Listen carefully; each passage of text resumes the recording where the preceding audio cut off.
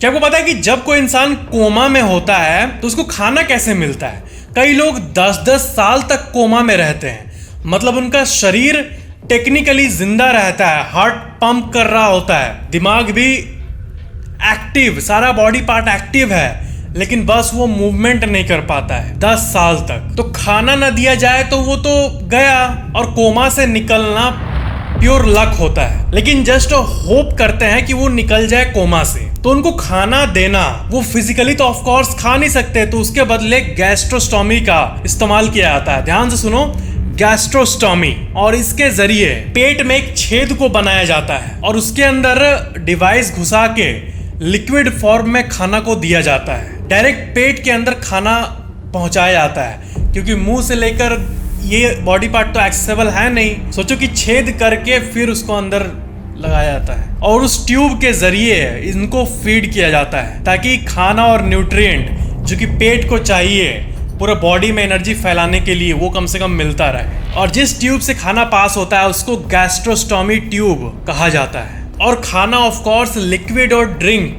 मतलब किसी का पेट खराब हो तो कैसे लोग दलिया खाने लगते हैं, वैसे ही लिक्विड और ड्रिंक्स के फॉर्म में खाना को भेजा जाता है, ताकि इजीली बिना कोई एनर्जी के डाइजेस्ट हो जाए। तो अगर आपसे कोई पूछे क्वेश्चन कि कोमा में जो लोग हैं उनको कैसे, मतलब बिना खाना कैसे जिंदा रहते हैं 10-20 साल, तो यही है इसका आंसर। नेक्स्ट फैक्ट, अभी के टाइम पे पूरे इंडिया में टॉप बैंक जो है वो है HDFC बैंक, और इसका मार्केट कैपिटलाइजेशन, मतलब कितना पैसा है टोटल, वो है 9 लाख करोड़। फिर आता है ICICI बैंक और इसका है लगभग 6 लाख करोड़। फिर आता है स्टेट बैंक ऑफ इंडिया और इसका भी करीब 5 लाख करोड़। फिर आता है कोटक महिंद्रा बैंक, इसका करीब 3.5 लाख करोड़। फिर आता है एक्सिस बैंक, करीब 2,70,000 करोड़। यही है इंडिया के अभी के टॉप 5 बैंक। लेकिन भारत का सबसे पहला बैंक 1683 में स्टैब्लिश किया गया था, इसका नाम था the Madras bank. 1683, the Madras bank. और गूज बम्स तो तब आता है जब हमें पता चलता है कि ये बैंक आज भी जिंदा है, जिसका नाम है state bank of India.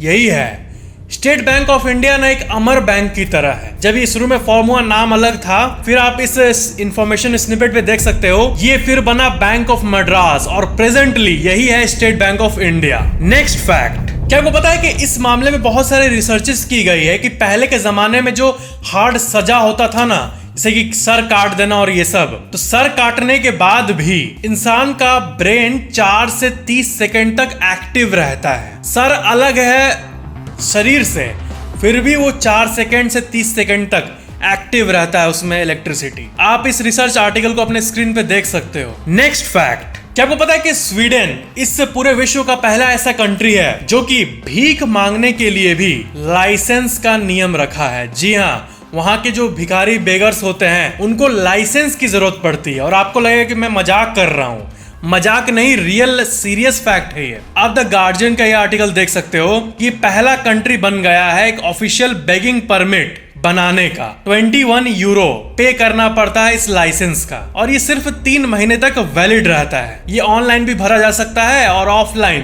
Police station में भी भरा जा सकता है, और इसके लिए एक ऑफिशियल ID रिक्वायर्ड है। अजीब सिस्टम नहीं लग रहा आपको? नेक्स्ट फैक्ट, भारत में इतने सारे गांव हैं, विलेजेस, लेकिन अगर आपसे कोई सवाल पूछ दे कि हमारे भारत का सबसे बड़ा गांव कौन सा है, सबसे बड़ा, तो इसका आंसर है गहमार। गहमार उत्तर प्रदेश का एक गांव है और ये पूरे भारत का सबसे बड़ा गांव है। विकिपीडिया पे इसका एरिया चेक करोगे तो पता चलेगा कि ये करीब 4,364 एकड़ में फैला हुआ है। नेक्स्ट फैक्ट, अगर आपसे कोई ये सवाल पूछे कि सबसे पहले विश्व में चीनी कहां बना था, इसका आंसर पता है क्या है? अपना इंडिया। इंडिया में सबसे पहले शुगर बना था। ये आपको अजीब लगे कि सही में इंडिया में बना था?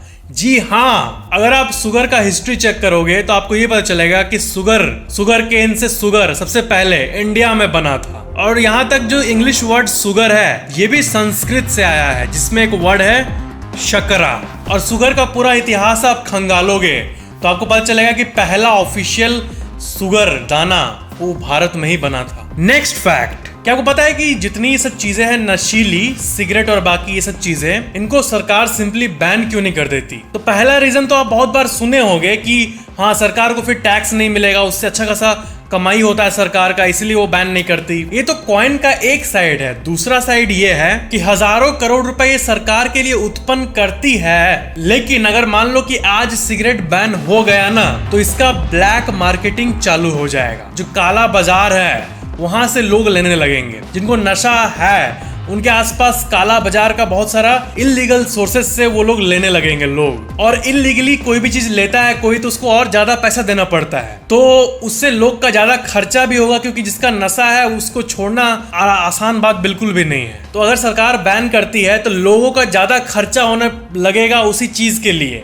डबल ट्रिपल दाम में लोग लेंगे ब्लैक मार्केट से, और इधर टैक्स भी नहीं मिलेगा ना कुछ। तो इससे अच्छा इसको लीगलाइज करके नॉर्मली ही बेचा जाए, लीगल तरीके से। लेकिन आपको पता ही होगा कि इन पे टैक्स रेट्स बहुत हाई है, क्योंकि ये खतरनाक चीजें हैं। लेकिन इलीगल करेंगे तो और दिक्कत हो जाएगा हमारे इकोनॉमी के लिए, तो इसलिए सरकार लीगली रखी है, यही रीजन था। नेक्स्ट फैक्ट, क्या आपको पता है कि हेलमेट को हिंदी में क्या कहा जाता है?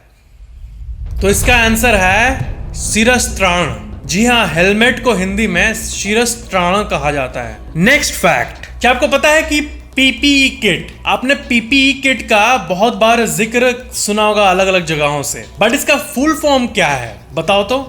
पीपीई किट का फुल फॉर्म याद रख लो, पर्सनल प्रोटेक्टिव इक्विपमेंट, प्रोटेक्ट करने के लिए personal protective equipment, PPE. Next fact, क्या आपको पता है कि ऑस्ट्रेलिया एक इकलौता ऐसा कॉन्टिनेंट है जहां पे कोई भी एक्टिव वोल्केनोज नहीं है। ज्वालामुखी होता है ना, वो आप बहुत लकी मानो कि इंडिया में उतने तो नहीं है, लेकिन जहां होता है वहां जब फटता है ना तो पूरा शहर तबाह हो जाता है। तो इस मामले में ऑस्ट्रेलिया लकी है, वहां पे जो भी है वो फट चुका है, लुप्त हो चुका है, खत्म हो चुका है, एक्टिव एक भी नहीं बचा है। इंडिया में अगर एक्टिव वोल्केनोज की बात की जाए तो आप ये लिस्ट अपने स्क्रीन पे देख सकते हो कि कहां कहां इंडिया में एक्टिव वोल्केनोज है। इंडिया में मात्र 2 एक्टिव वोल्केनोज है, और बाकी जो थे वो खत्म हो चुके हैं पूरी तरह से। मिलियंस ऑफ ईयर पहले ही खत्म हो चुके हैं, सिर्फ 2 बचे हैं, और वो भी अंडमान एंड निकोबार आइलैंड पे है।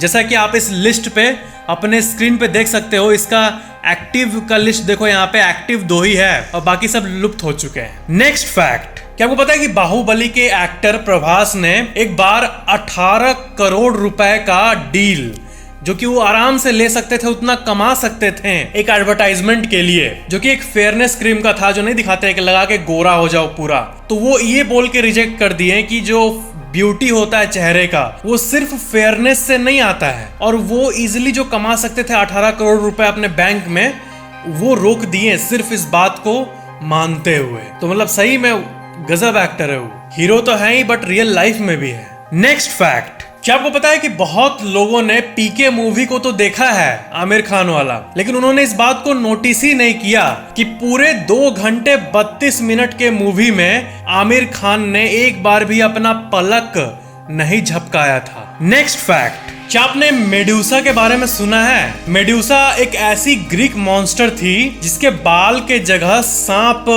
होते थे, और ऐसा कहा जाता था कि वो जिसको भी देखती थी वो पत्थर में बदल जाता था। क्या अभी के समय पे ऐसा कोई जगह हो सकता है? तो पूरे विश्व में एक ही ऐसा जगह है जो कि ऐसा है, जहां पे पक्षियां, एक ऐसा तालाब जहां पे जब वो डाइव मारती है तो पत्थर में बदल जाती है। ये है फेमस लेक नेट्रॉन। लेकिन क्या है जो कि लेक नेट्रॉन के वाटर को इतना डेंजरस बनाता है? ये लेक किसी भी और वाटर बॉडी से कनेक्टेड नहीं है, एकदम आइसोलेटेड है। इस लेक के सामने एक वोल्केनो है जिसका नाम है ओल्टोनियो लेंगाई, और ये अपने अंदर से लावा निकालता है जिसमें बहुत सारा सोडियम और पोटेशियम कार्बोनेट होता है, जिसको नेट्रोकार्बोनेटाइट कहा जाता है। और ये केमिकल कॉम्पोजिशन बहुत ही ज्यादा अल्कलाइन होता है, 10.5 pH लेवल, बिल्कुल अमोनिया की तरह। और इस लेक का आप अपर व्यू देखोगे तो वो कुछ ऐसा दिखेगा, आपको लगेगा कि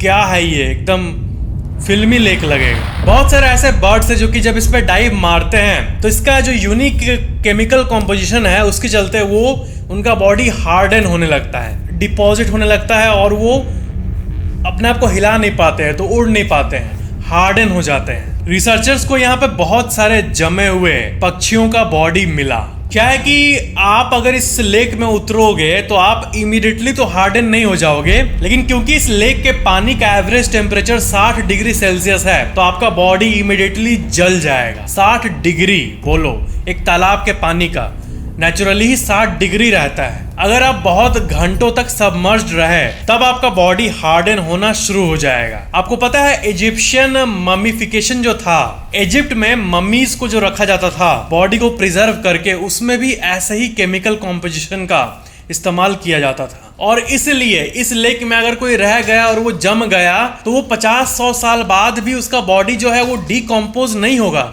सड़ेगा नहीं, बल्कि जमे हुए फॉर्म में रहेगा एक मम्मी की तरह। इजिप्शियन लोग ऐसे ही केमिकल कॉम्पोजिशन का इस्तेमाल करते थे ममीफिकेशन के लिए। तो इसलिए अगर कोई जंप करके 100 साल वैसे ही पड़ा रहे तो उसका बॉडी वैसे ही का वैसे ही रहेगा। काफी अजीब लेक है ये। इसका सुपर अल्कलिनिटी जो है वो आपके बॉडी के डिकम्पोजिशन को प्रिवेंट करता है। और ये हॉरिफिक चीज एक बार हुई थी। साल 2007 में एक हेलीकॉप्टर लेक नेट्रॉन में गिर गया था। 2-3 क्रू मेंबर्स का हाथ पैर टूटा, वो तो ठीक है, लेकिन सामने वाले जो ट्राइबल लोग हैं वो मिनटों के अंदर उनको निकाल दिए वहां से। ये सबसे खतरनाक चीज हो सकती है एक इंसान के लिए, ऐसे लिक्विड में गिर जाना, वो भी हेलीकॉप्टर क्रैश।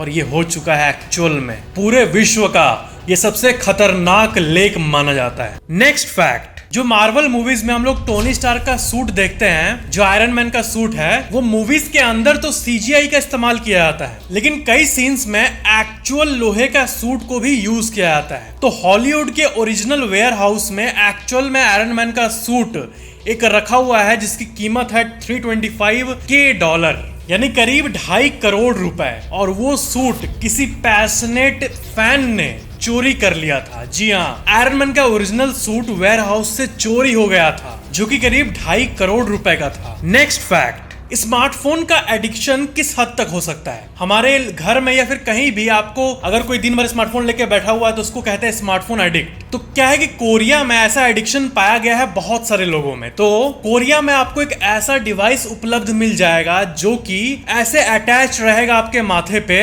और इसको कहते हैं थर्ड आई डिवाइस। ये ऐसा डिवाइस है जिसको आप रोड पे चलते हुए आप मोबाइल यूज करते करते चल रहे हो तो क्या है कि ये जो कैमरा आगे आपका देखेगा वो आपको मोबाइल में दिखाएगा। मोबाइल में आप अपना काम कर रहे होगे, चैट कर रहे होगे, जो भी कर रहे होगे, और ऊपर में छोटा सा स्क्रीन पे आपको वो दिखाएगा कि आगे क्या है, ताकि आप आगे भी देखते रहो और अपना काम भी करते रहो। मतलब मल्टीपल विंडो वाला फीचर होता है ना, कि एक स्क्रीन मेन है और एक छोटा सा वीडियो चल रहा है आउट होके, वैसा टाइप का इसमें दिखेगा।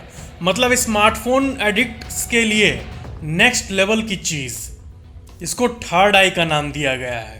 तो ये था आज के फैक्ट्स। वीडियो को लाइक जरूर करना, नीचे कमेंट जरूर करना, और इस चैनल को सब्सक्राइब करके बेल आइकन पे क्लिक करके ऑल पे जरूर क्लिक कर लेना, ताकि अगली वीडियो आपको सबसे पहले मिल जाए। स्क्रीन पे और भी बहुत सारे वीडियोस हैं, आप इन्हें भी इंजॉय कर सकते हो। Thank you so much for watching this video.